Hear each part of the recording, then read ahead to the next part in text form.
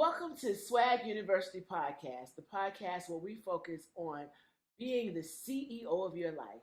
We talk with executives, leaders, and entrepreneurs about gathering alignment so they're not just leading their business, but they're leading their lives in a way that makes their heart sing. And I tell you, I have an exciting guest for us today. She is my city councilman. I should say city councilwoman. You can say right? whatever you want. Say whatever I want. City councilwoman, my soror, my colleague in education, and just all around bestie, right? And I am excited to have Gwendolyn Henderson here today. Now, I'm going to read her bio because, again, I don't want to miss anything because she is phenomenal. But I'm so excited to introduce her to you. Today, our guest, Gwendolyn Henderson, is a force for education, community, and culture in Tampa. She serves as city councilwoman for Tampa.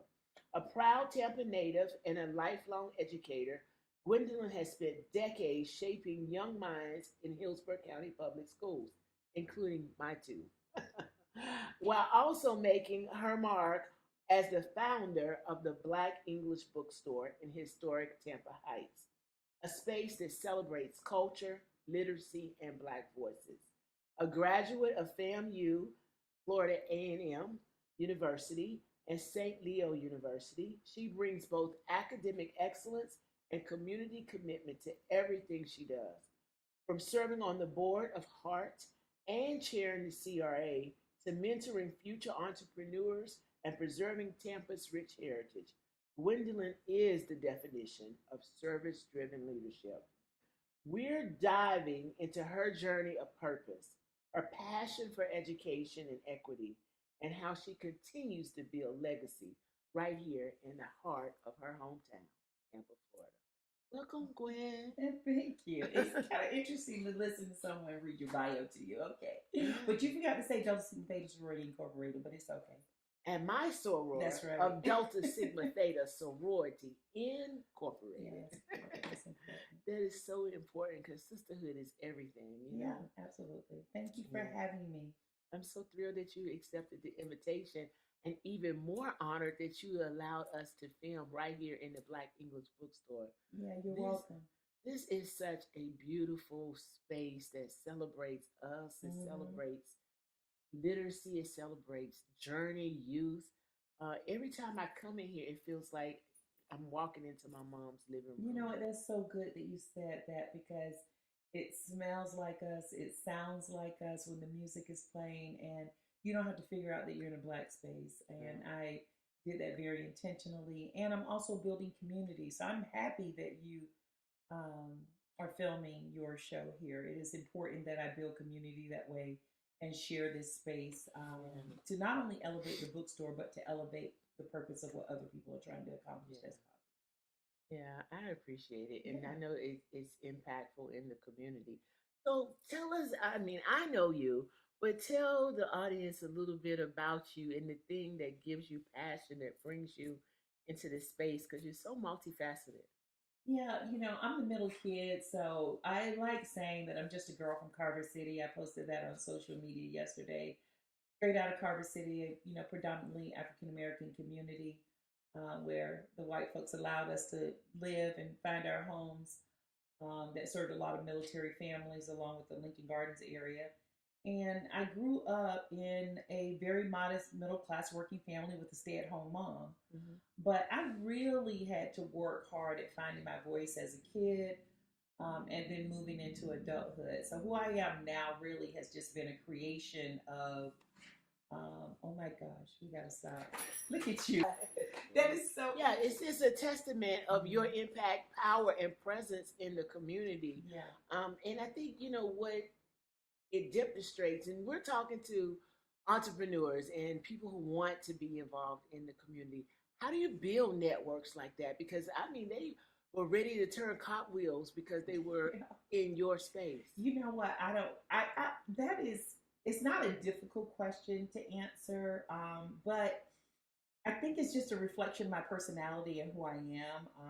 When I operate from the standpoint of how I was in the classroom. The students got the real Gwen Henderson, coupled with the curriculum of being a business education teacher, and me being very intentional a little bit later in my career kind of propelled me to do some of the things that I've done.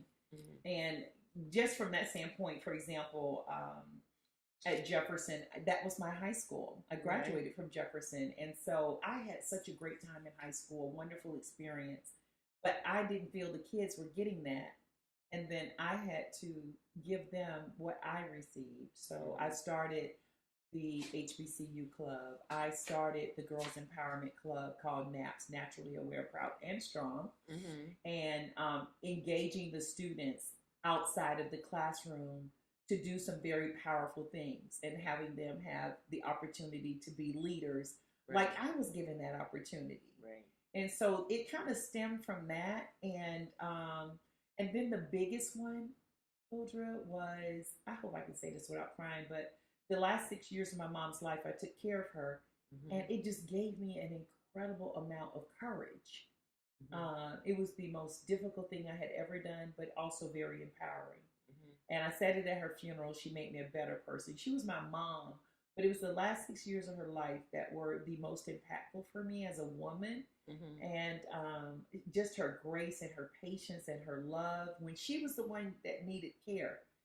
But I gained a level of strength that had me run for city council, that had me open the bookstore without fear. I have talked myself in the past. I used to talk myself out of great ideas. And I don't do that anymore. Here it is. I'm now 60 years old and I'm going after things that I want to do, and I won't talk myself out of it. And that's a really, really nice feeling. And it came late in life. And so now I have to use that example to share with young people, as well as to continue to move forward with this new journey I'm on as a politician, which I don't like admitting that I'm a politician, but I am, as well as, whether it's in our sorority and me finding my space there, or, in the community. So it's been pretty interesting, the journey that I've taken. The part that is very satisfying is my impact on students. Because I was a very tough teacher. And it was extremely intentional, because we know what they're facing out there. That's right. And so I could even see in the smartest kid, I could see the bullshit. And I would smoke it out every time. Yeah, just to make them better, And so that was important to me, to let them see that part of me, because of what I thought I was coming out of high school. I thought I was hot stuff, honey. I went off to Florida A&M University, and I was going to run for student government, freshman class president, and I did, and I lost. I lost to Beverly Anderson, who went on to Harvard University and now is the president of a bank. But Beverly was very organized, and I took that process for granted. And I lost, and I deserved to lose, but it taught me something. Here it is years later when I ran for city council, that I had to be prepared, and that my opponent underestimated me just like I underestimated Beverly. And so, even that lesson years later, is something that I like sharing with young people, and just not being afraid. Even sharing that with my daughter. She's watched me be this overachiever, and it used to be very intimidating to her, and it's taken for her to get into her 30s to settle herself. And even though she's a big fan and a cheerleader, she's not me. And so, but still finding her space to be successful, and taking some of those nuggets of, even when you're afraid, do it anyway. Just keep taking that step forward. And or even me learning from teenagers, like your daughter, for example, a very quiet storm. I'm thinking she's not working, and the next thing you know, she's presenting the plans, and everything is done. And I'm like, okay. And so, it doesn't have to be the Gwen version of it. It's there are quiet storm leaders out there, and me having the ability to recognize that in her, and even some other girls who really want to be a part of something that I am, but they don't have to do it the way that I'm doing it. And when I allowed them to lead, the programs just got so much better when I didn't control it. And so just learning that part of myself and giving up that leadership and empowerment to someone else was an important part of my journey. That's very interesting because I hear it and I hear it as an evolution. You said courage and, that empowerment, but there's also, as we become more mature in life. Yeah. Okay. There's seasoned. Yeah. There's a place where the power of peace matters. Like, how do you protect your peace? And then, that means leaning into the vulnerability because there's no need to impress. Yeah. You just live the life that you now have the courage to live. Yeah. Can you speak to that a little bit? Because that piece is incredible. It's something. Peace and rest are the things that now I crave and fight for. Right. And so whether that's in my relationships with my friends, my family, I took care of my mom during the pandemic, so I was alone a lot in that journey with her, and having to find this level of peace when I was so distressed, and then giving myself grace. So all of this came in later years because this hustle mentality that the world has put on us, and the Black woman, what is this? The strong Black woman trope? Yeah. I retired that one. Exactly. It's too much of a burden because it is. I, as a Black woman, I need to be rescued sometimes too. And if you don't want to rescue me, just let me be. Yeah. I'm sorry. I didn't mean to interrupt. I met the custodian. I was locked out of my office just yesterday, and we walked together to the elevator, and I literally stopped myself from pushing the button because he was prepared to do that for me. It could be even something as simple as me doing something like that, or asking for help, which is a new thing that I've incorporated into my life. That's new for me. Even in terms of the bookstore, I was just like running this place and allowing Ariel to help me because she's my child. I gave birth to her. But just letting some people in who wanted to be a part of this experience. And I delayed it. And once I relaxed and decided to give myself that grace and say, I do need help, two amazing young women. One, our sorority sister, who just wanted to volunteer, is one of my amazing workers. And then one of my former students, who was a NAPS Club president that graduated from Albany State and now has a professional job. So I have these professional women who work in the bookstore, not necessarily for income, or to be a part of something special, and because they are remote workers. So me giving myself grace and asking for help and getting rest is very intentional. This is the craziest thing, and I'm going to be admitting this for the first time on camera. I schedule rest in my life because my calendar, I took a picture of it the other day. And so even us communicating about switching the time, that helped you, it helped me, so that we can make it work, and those kind of things reduce my stress. But even getting rest, like going to bed early, is important to me. Getting my rest. I'm not the girl I used to be. I can't jump out the bed like I was when I was 25. I can't do that anymore. And so, something as simple as that, or me incorporating enjoyment in my life as well. Taking the time to read our sorority emails. Let me buy an ad, just trying to keep up and giving myself a little bit more time to be a part of things that I'm a part of and being supportive. It's just crazy how I've had to recreate the boundaries so that I could spend time with my friends, which requires me to schedule it. And that may be crazy for, the average person. I would like to be more spontaneous, but my life doesn't afford me that because of the commitment I've made to the public service that I do. And my schedule is just so busy. But yes, scheduling time with my friends is important. Also, being very intentional and making sure that I'm saying, how you doing, girl? Like, you go first, whatever. Like, make sure I get that in, because I can be so tunnel vision. And so even recognizing my flaws and addressing them immediately, and, and I like that part of me. And also, coming off of the fact that my mother has been gone for a year and a few months, I can say right now, I'm feeling pretty good. And somebody told me that it was going to get better. When they said that, I didn't understand it. But now I can say, you know what? Mom is gone. Yes, I miss her, but I feel really good. I'm happy. And I'm really proud of that. But yeah, so that, giving myself grace, scheduling rest, time for my friends, so and, along with also letting people in, new people. If I have good friends, long term. Do you have like long term girlfriends? I have more long term girlfriends Yeah, than new friends. Yeah, I don't have new friends, right. but I'm letting new people in. I'm letting new people in, and that's different for me. Yeah.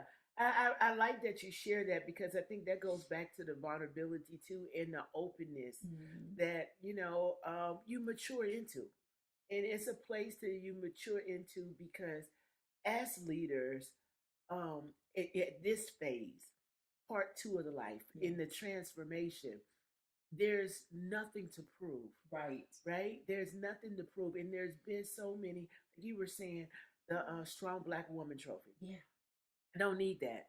I don't need the title or the anything. I'm here to serve, give, and to share. Yeah. So at this point, you have realized healthy boundaries, sufficient rest, a good girlfriend circle. Those are the things that I think feed your spirit. Oh yeah. Right? And in building a business like this and stepping into public service, what would you say to those coming behind you about recognizing this earlier and protecting that spirit? What would you say to, the Tias now? I promise you, you know what I would say to young girls, and I've said this, I say this, is don't talk yourself out of anything. Don't do it. Don't let that fear stop you. Eleanor Roosevelt, there's a quote that I have written in calligraphy by an art teacher who's passed away. That she was a teacher at Jefferson. She wrote it in calligraphy for me. You must do the thing you think you cannot do. And that was me going to grad school, coming from an HBCU, going to a predominantly white institution, and discovering that I was smarter than everybody else. But I was afraid, thinking that I wasn't going to be, able to be a part of this environment. And that turned out to be, that was a false narrative. And, but yeah, just telling kids, young people in my life, people who for some reason want to listen to me, is giving them the encouragement by telling them that even when you're afraid, you should not talk yourself out of your own ideas, because you can pivot. If it's not going to work, you can pivot. Whether that's going off to college and being a little bit afraid, but go anyway. And see if you can stick it out. Because if you can't, you can come home, or you can also make another pathway. Or even if it's changing your major, you thought that's what you wanted to do. Don't do anything don't do it for your mom. Don't do it for your dad. I've had to tell young people that. And I'm kind of bullish I'm very protective of young people, because I know how adults can be. One of my closest friends forced her daughter to major in something that was not for her. And I was kind of mad that I found out about it late. And I was like, this is who she is. Why would you stop her from doing that? Right. Oh, because I thought she was going to make more money. That's not up to you. Right. And so, because we can get in the way of young people and their dreams. And so I didn't want to do that. And I think it was easier for me to do it because I had a daughter who's an artist. And so that's a tough business to be in, and to cheer for her in that capacity, required me to be very encouraging, when the average parent would probably be like, girl, can't you do something else that can pay you some money? And and then supporting that process of, hey, owning your own business, writing your own ticket. Yes, you can live in Tampa and LA and DC. And it's a really wonderful life that she's carved out for herself. Exactly. And she works for herself. And but I do that to a lot of young people, not just my own child. And the beauty of it is, like your friend, our fear, or our generation's fear, I should say, because I've had to grow out of it myself. It's putting our expectation on it. Money, it should not be the driving force. Correct. Because when you are like Ariel, doing what you love, Yeah. the money will come. Absolutely. And you know what? That is so crazy that you said that. I literally had, I wrote her a message, and I broke down. I said, okay, when I was this age, this is what you were doing. This is what I was doing, because she was thinking she wasn't measuring up, and I'm like, girl, you are much below. And if only you knew. Now, exactly. Now, I think I had more fun than she did along the way, especially in college. But, I had to break it down. Even now at 35, which is her age now, I had to go back and say, this is where I was at 35. And if money is the comparison, you're doing much better than I was. And you work for yourself. Right. You have this flexibility and freedom that I did not have. Right. And so I don't want you to think that you're on the wrong path, because you're on a good path.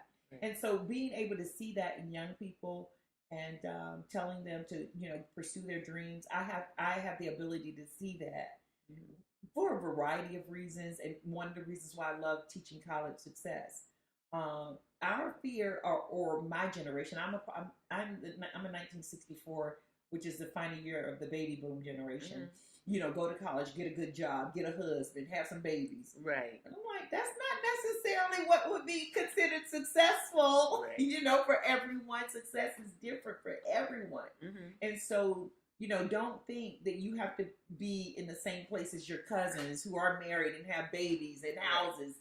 That's not necessarily your success, because they're looking at you going, oh, girl, I wish I had a little time to do what you're doing. Exactly. You know what I'm saying? Exactly. So it's like your pathway is okay too. It's not one way. Right. It's not a one way. And the beauty of not having a one way is that you can get to where we are, 50 plus. Yeah. And do it all over. Exactly. And do it all over. Exactly. Create yourself to be the dream that you always had. Yeah. Because I think the difference in our generation is that, again, lawyer, doctor, Indian chief, mom, wife, you had to do those things. And the path to push you to those things. And so it is the freedom now that really, I believe, we're observing in these young people. Yes. That empowers us at some level. And I think that honestly, being a high school teacher also equates to a lot of my success because of their fearlessness, and just me encouraging and pushing that in them when I see that. And doing that for myself. My favorite thing about this bookstore is when a Jefferson Dragon walks in this building. When they walk in. The first one was Martell Moody with flowers. He wanted to get out of my class his freshman year. He was like, that lady, I could change my schedule. And he is just a wonderful man. And Villanova college football scholarship, did really well and walked in here with flowers. But it happens all the time. And so I love that, or even me celebrating kids. Going to homecoming, and like, now mind you, I don't want to see you at homecoming. I know y'all chose my alma mater, but I'm a rattler too, but I'm going to cash app you on my way home. So while my girlfriend driving, I'm sending you a cash app. And I think I sent one to your son, and I think he didn't see it for a couple of days. Like, oh, it's Henderson, yes! And I like doing that because I love getting $5 from my aunt. Right. Just this random $5. And I like doing that. I can do it in a larger way for kids, and I really, really know how important that is to let them know, hey, I'm cheering for you, I'm thinking about you. Yeah. If you need me, I'm here. And I've done that, and my social media friends know that I do that. One of my students who during the pandemic, she had paid her rent, but she didn't have any money for food. And she wanted to go to Florida initially, but I talked her to FAMU, and I won't share that story. But she is an amazing person now, working in D.C. in grad school, White House press secretary. But she asked me for $50, and I went on my social media page and said, my baby needs some help. We paid the rent, but we don't have anything else. And she called me and she was crying. She was like, Miss Henderson, what did you do? What did you do? What did you do? I said, well, I went online and I called in the troops. You said you needed some help. I said, now, if you was a gator, I'd have sent you them $50. and kept it moving. But since you chose Reclamation, I called in the tribe. Right. And literally, my friends sent her $3,000. Are you kidding? Now, here's the beauty of the story. The end of the year, wearing her beautiful Rattler mask, still pandemic, but family went on with their graduation. The professional photographer took this side post picture of her. So I posted that on social media. I said, remember that little girl I asked y'all for $5? This is the finish line. And then I shared it again when she was interviewing Barack Obama at a conference. Oh, wow. And then I shared it again when she was interviewing Andrew Gillum when he was running for governor. And then at the Democratic National Convention with her peace sign up like Shirley Chisholm, wearing all of her medals. You know, this is the girl that you all gave $5 to. And I know the power of support, you know, and we need to do that. And so I do that. You know, I'm like, I'm not just going to help you. I'm going to ask some of my friends. And if they want to, they will. It's no pressure. Right. And so, you know, one of them who was underemployed recently got a job with the federal government. I'm a little concerned, you know, with the age of this political season that we're in. But finally, after being unemployed for a long time and having to go to a training and being underemployed because of where she lives, you know, she's really taking care of someone's child and not being able to find good work. And, you know, just need a little bit more support. I'm like, yo, we're gonna get you to the next place where you need to be. And she's like, oh my gosh, Miss Henderson, you are incredible that way. And I'm like, I want to be able to help kids. I'm glad to help you. But I think other people who are just like me and may not know you that need some help will help you too. Will help you too. Yeah, and that's who I am now. I'm not afraid to ask my friends for help, even if, especially when it's for young people. I am not afraid to. My intern, she need a job. Yeah, and I'm saying this to very important people. Yeah, you are going to have lunch with me and the mayor. You get to sit in on this meeting. You get to hear what we're talking about. And, you know, you need to share with her what your goals are because you never know who you're going to meet and what opportunity will present itself. So I'm nurturing myself with joy by doing things for others. Oh, I love it. I love it. So many good seeds in the community you have planted, and they're coming back. Yeah. And, you know, the beauty of giving you your flowers now, as the old folks would say. But as we think about these young people in starting business or leading careers in public service, what strategies would you give them? What's the steps? What's the recipe to, you know, having an impact that is tangible like this? You know what? It's just so crazy. It goes back to me having the courage to do it, you know, taking care of my mom. But I would say that, you know, nothing has to be perfect in order for you to take the next step forward. And it's so crazy because my favorite teacher, who happens to be our sorority sister, everybody knows I love her so much, Miss Levins. We had this conversation, and you know, some of our sorority sisters were saying that, like, Gwen, this is so surprising. And she's like, not if you know her, right? You know, this is a side of her that I know, right? Or even me being a historian. I don't know if you were at Founders Day, but just sharing information. I'm like, let me show some people this side of me that I typically would not. You don't know this side of me, but I'm going to show it to you, and not being afraid to do that. So stepping into politics, I've always loved it. I used to watch Ted Koppel at night. I did that in high school, so nerdy. But yeah, I did that. I watched Ted Koppel before I went to bed. It was like a ritual. And so me deciding to run for office was, if you look for it's called Pathway to Victory. I couldn't get the support because people couldn't see a pathway to victory. And I think I sent a letter to our sorority. Only 7 people got on the call. And I was a little bit sad, but do you know there was one person on that call, Jamel Lani, who is a communications professional, Rattler, sorority sister. The Zoom got disconnected because the 30 minutes was up for the free Zoom. Okay. She said, I'm going to help this girl. She don't have no money, but I'm going to help her. And it was 7 people, and I raised about $20,000. Wow. If you just read that on paper, no, she's not going to win. She's not going to win. And a seasoned politician, our sorority sister, Senator Joyner, she said to herself, I said I wasn't going to help anybody else. run for office, but she decided to support me. Mm-hmm. And that was, she said, now I got to support you behind the scenes because I have to coach you and I have to also get information, you know. And I was like, yes. Mm-hmm. And so here it is, this little tiny organization of people, mm-hmm. you know, supported me. And I just kept going. Of course, I was afraid. Mm-hmm. I'm running against someone who has this volatile pathway that's associated with a family member. I know the papers are going to eventually write about it. I mean, there's a lot of different avenues that I could have talked myself out of doing it, but I was like, no, I'm just going to keep going. Right. And some of the craziest things happened along the way. People of like this support from my not my high school, but my elementary friends. Just the checks that poured in from the next door neighbors, very successful professional Black men, every brother, you know, gave me the maximum $1,000 donation. Mm-hmm. My ex-boyfriend gave me money.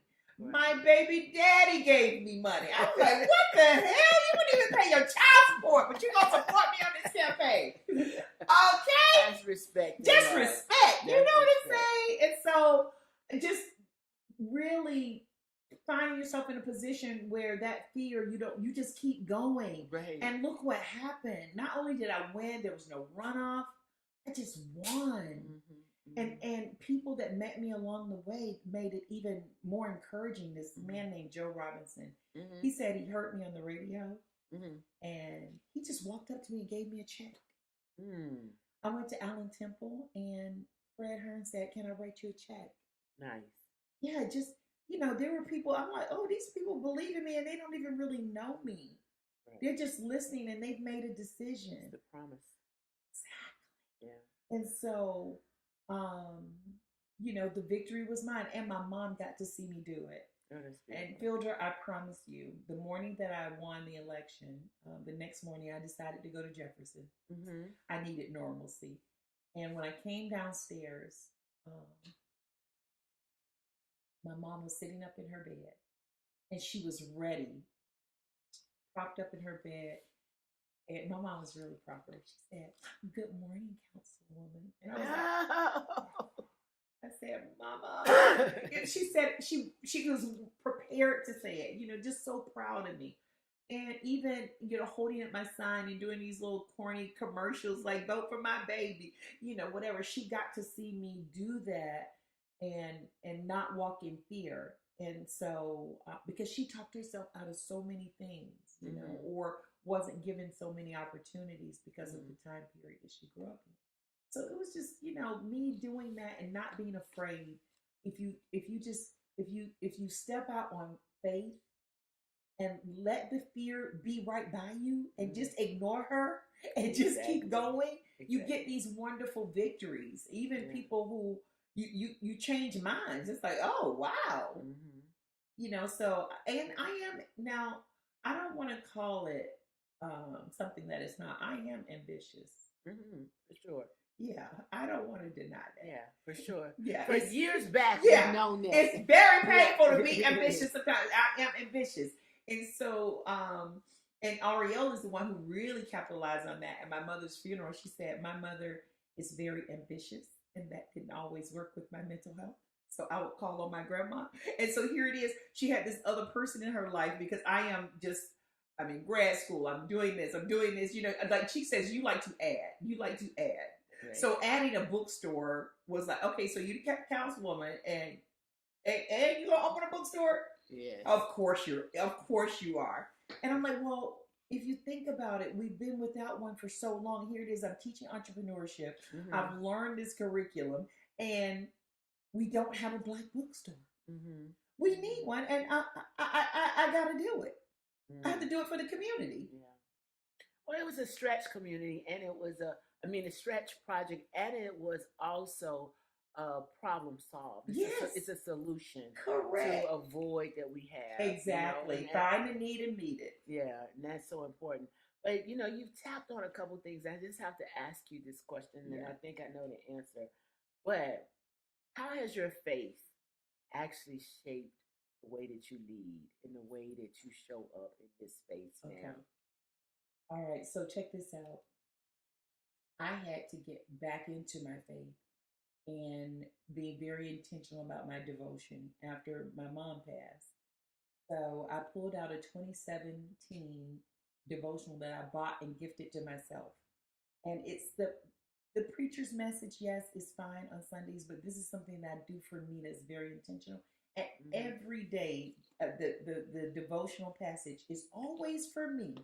Isn't that amazing? It's so incredible. And it keeps me grounded.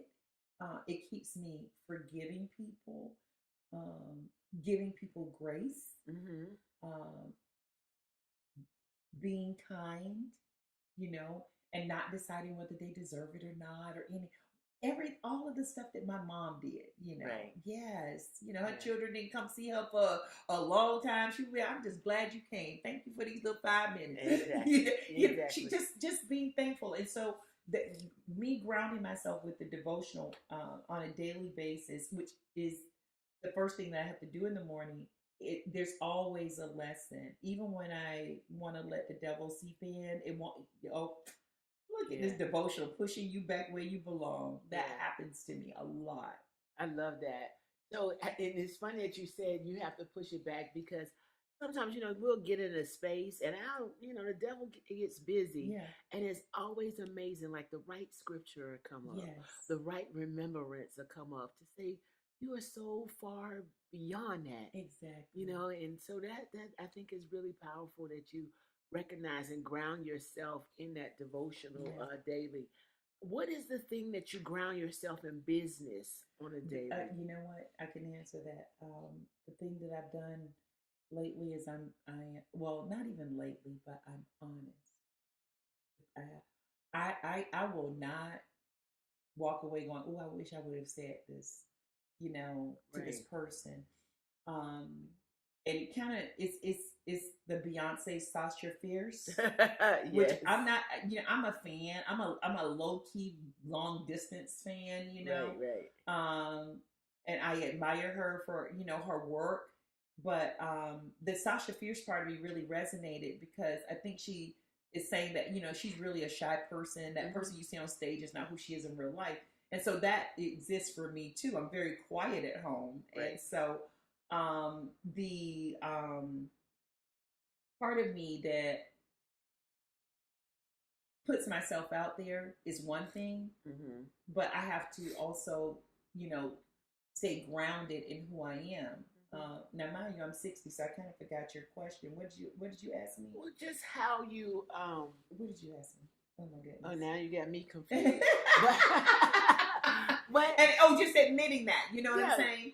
And that's a strategy. Exactly. That's part of it. Like, you're not perfect. So when you find the flaw, you address it immediately. Right. So I will say to, there was a council member who was going to read a letter from the previous council member. And I said, I will publicly, I'm saying this publicly on camera, I would consider that very disrespectful, because I hold this seat. And that person is welcome. He is a public servant. He is a private citizen. He can come before the public and get his 3 minutes just like everybody else. That's right. And so now everybody else is like, wow. Courage. Yes. That's the courage. Yes. And empowerment. Exactly. And so I do that now. Or even if it's a personal conversation with my daughter, I'm like, okay, so you asked me the question, would you like my answer? That doesn't mean you're going to necessarily like it. Right. You know what I'm saying? Exactly. You asked me. So, I want to be honest in my approach with everything that I do. And so even if it's for myself, if I didn't do that for myself, I would find myself in this place where I don't want to be. So I'm able to sleep at night because I said what I said when I was supposed to say it. Wow, that's big. That is that protecting that peace strategy. Exactly. Right? Because being honest like that is honest with yourself. I used to always, not always, but a time or two, I would challenge myself to say, am I in integrity with myself? Right? And I think that goes to being honest honest with you, being honest how I feel, because if you don't say that, if you had let him get away with that, reading that place because it's a public thing and you don't want to show up, then you leave feeling bad. Exactly. You leave feeling exactly. bad. And mad at myself. And mad at yourself when you had the power. Exactly. To do something about it. And exactly. And people are watching me in this way. And so it is so courageous. Exactly. And people are like, oh my gosh, I wish I could do that. But that would be me in faculty meetings. We would leave a faculty meeting and teachers would go, oh, Gwen, I am so glad that you said it. And I'm like, well, you should have said something too. You know, if you really feel that way, but I am an outlier. And sometimes you stand alone. Yeah. I'm on the heart board. I voted no. Everybody else voted yes. I voted no. Mm-hmm. And so that's the way that I voted. But you voted with your truth. Exactly. And that feels really good, so, and I'm not going to always make everybody happy either. Mm-hmm. And you have to know that going in. Mm-hmm. If you're people pleasing, then you're going to find yourself in a lot of trouble, especially in this position. But I also have good coaching. I have a mentor in a sorrow of ours that is just been in this game for so long, and she, even if I want to drown in a sorrow, like somebody said something mean about me, she's like, girl, so? Like, girl, you ain't so? Yeah, exactly. Exactly. And I'm a little bit afraid of her too, so that helps, with her disposition. Yeah. And even me being a woman who is a full-figured woman, I'm out here in public and, a long time ago, I'd been like, well, I can't do that because I got to lose weight first. Whatever. And I'm like, no, this is who I am. Right. Whatever. I'm not going to sit in the background because of that and let that stop me. Am I taking care of myself? Yes.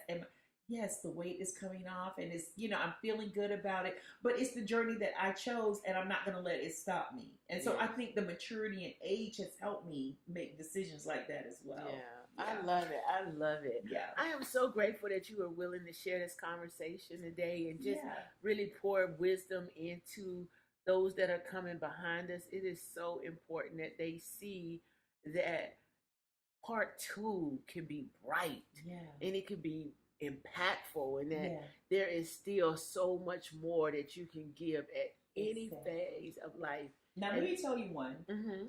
Maya Angelou, I was watching her she was talking to Oprah, a show, and it was just really the age thing. She was like, oh yeah, but when you're in your 50s, when you're in your 60s, oh no, when you get in your 70s, it get really better. And I was like, wow. Yeah. And so now, mind you, let's translate. I'm a high school teacher. If I say to a kid that I am, I said this when I'm 50. They're like, oh, you're old. I'm like, no, that is not old. Exactly. You know what I'm saying? And so, but I was a kid and I thought that a long time ago, when my mom was 45, everybody else's mom was 39. Right. I'm like, Mama, you old. She's like, girl, please. And so now that now it's my turn, and it's hearing Maya say that, like, oh, wait till you get to your 70s. Oh, but now your 80s. Right. That's when you really doing it. And so here it is. You see, Tina Knowles just wrote her book, and I got a chance to hear her interview before I went to bed last night with Oprah, and just that fear, and living her. Like 70 is such a great age, and she is enjoying her life. Yes. And able to forgive, and just she's at the pinnacle right now. Right. And those things that people put in her head when she was younger, when she felt like she wasn't good enough. All that's gone. And that's another lesson. And I know we're at time, but the lesson is that when you see somebody, matriarch, right, at the pinnacle, and for her to say, I thought I wasn't good enough. Until recently. Yes. Your daughter is a one-name star. Yes. She needs no last name. She is it. How? Because look, whoever Beyonce is, she's 50% of you. Yeah. She's 50% of you. And yet, as women, we carry that maybe I'm not enough, or maybe I shouldn't be seen, or maybe I shouldn't speak up. So I just celebrate you, that the courage that you have to show up and be impactful and have, your voice Mhm. be heard Yeah. for everyone that's watching, for everyone that's coming behind. And enjoying it. And enjoy and looking good doing it too, girl. Yeah, Yes. and even people watch me on Instagram. I got in a little trouble from my customer saying you need to post on social media. Well, like I'm so busy. So I made a New Year's resolution that I would start posting. The first post I actually was crying because a marketing firm took down my video. And you saw that? Oh, yeah, but you know what? That turned into a blessing. My sales have soared. Really? It has so people are being more intentional because of the political climate that we're in. So the store is thriving. But I literally go on Instagram. There's no bells and whistles. There's no music. My books are turned backwards. I don't know how to turn the camera around. And I'm just talking about books, and the people are coming in going, I like your videos. And I'm like, I feel so dorky, but I'm doing them anyway. And I do them on Thursday night after council meeting. And Tara and all of my, people who follow me, they're like, I like them. And I'm also teaching. I'm talking about, I'm throwing HBCU stuff in there. I'm throwing out Sarah's names in there. I'm just like doing Gwen, and people who really don't know me personally, they just know I own the bookstore, and they're telling me, I like them. I watch them all the time. And then, but the way you show up, nobody can say they don't know you. Yeah. Because it's just like the bookstore. Talking to you is like coming home. Yeah. And I built it to feel that way too. And really, I just moved my house into the store with books. Yeah. And that, some plants. It smells good. The music is just. When Frankie Beverly and Mays passed away, of course, Frankie Beverly. When I saw Aretha, oh my gosh, what is her name? Roberta Flack. When Roberta Flack passed away, yeah, we got to play our music. Right. Like it's or I have a hip hop section. You can't go to other stores and see a hip hop section or a black feminist section. Right. Or black cookbooks. You know what I'm saying? Or black coffee table books. Art. It's the art that's here that just recognizes the excellence in us, the intellectual power in us. And you've presented it in such a thoughtful, creative way. Thank you. Like the intentionality of this space is so powerful. Yeah, you're sitting in a Faith Ringgold chair. Yes. She was 93 when she passed away, same age as my mom, Harlem Renaissance artist, Basquiat chair, the books on the wall, they're written by black authors. A section that I curated called Bras and Books. Mm-hmm. Black men write books. Yes. And they're, or More Than an Athlete. I stole that from LeBron James. That is a section in my store, and all of the books are by athletes. Nice. And they're amazing. Yeah, amazing books. And so, we are so much more as black people, and this store gets to express that. And I'm so glad to share it with people. Yeah, I love it. I want to thank you because what I'm leaving today with is being intentional about the courage that we use and how we put that forth to continue to serve and continue to be impactful. And I just appreciate and love you as my soror, as my educator, and as an educator for my babies. My babies are thriving. Yes, they are. At the Florida Agricultural and Mechanical University. October 3rd, 1887. What? Can you imagine when I saw that he won electoral commissioner, how excited? That was a big deal. That's a very powerful position. And just him capturing it in a formal photograph just made me so happy. But the fact that they're on LinkedIn, which is something I required of them in high school, and just building that resume right now and not being afraid to go after it. One of the things that was my favorite, I think he had to imitate during the Black History program. I needed him to be a little bit more preachy in whatever he was presenting, and I was like, oh, yeah, that's exactly what I want. Taking direction, and Miss Henderson wanting it to be perfect for us. Yes. Because we're getting ready to impact. It's the kids that are watching. The ninth grader is sitting there that's going, I'm going to be in that club. Yes.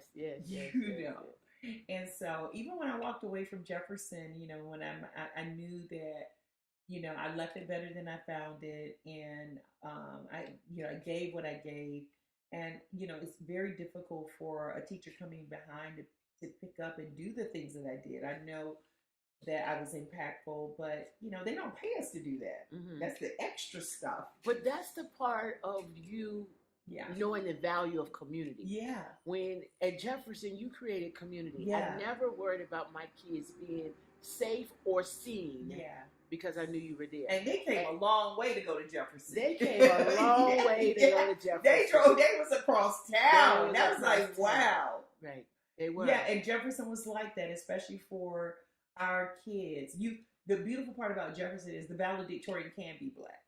Exactly. And that is, a fact. And they also can get into the Ivy Leagues as well as the HBCU and choose the HBCU. And choose the HBCU. Exactly. Choose the HBCU. Because, yeah, very intentional. Trenton had intended to apply wide and far. But the bus trip that you organized. Be out there. Yes, baby. I knew that was going to do it. I knew it was going to do it. Yes. I was like, well, Trent, where are you going? He said, I'm going to Florida. You know what? You got to show them. You just show them. Yeah. Phildra, my nephew went to Xavier because of it. He got on the bus saying, I'm going to FAMU. But he ended up getting a full ride to Xavier, another HBCU. But just showing them the culture, you know that you feel when you land on that campus, you can tell that it's special. And so you can be whatever you want to be. There's nothing that's going to happen to you because you're Black. Exactly.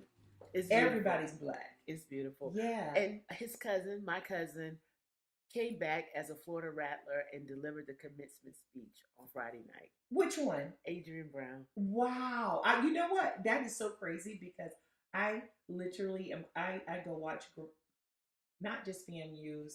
I watch a lot of HBCU graduation commencement speeches. That's something that I like doing. It's my little nerdy thing since I don't watch Ted Combo no more, y'all. Yeah, I watch graduation speeches, so I'm so glad. And I want to see the three commencement speakers. But the legacy of that. That is so cool. It's just beautiful. Absolutely. Beautiful. Yeah.